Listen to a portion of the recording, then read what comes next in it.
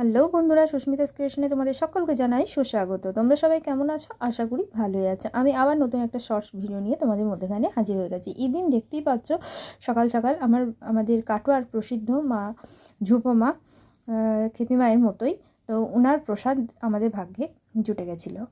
তো মায়ের প্রসাদে কী কী ছিল দেখা যাক। ছিল গোবিন্দভোগ চালের খিচুড়ি, তার সঙ্গে ছিল বাসমতি চালের পোলাও, তারপরে ছিল আলুর দম, 5 তরকারি, পায়েস, চাটনি, মিষ্টি এবং বাড়িতে আমি ভেজে নিয়েছিলাম একটু পাঁপড়। তো মায়ের কৃপায় এই প্রসাদটা পেয়েছিলাম। আর প্রসাদ দর্শনে দুর্ভোগ কাটে।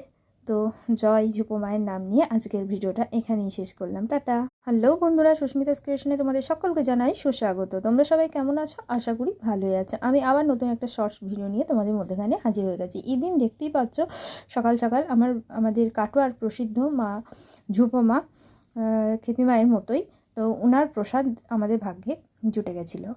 তো মায়ের প্রসাদে কী কী ছিল দেখা যাক।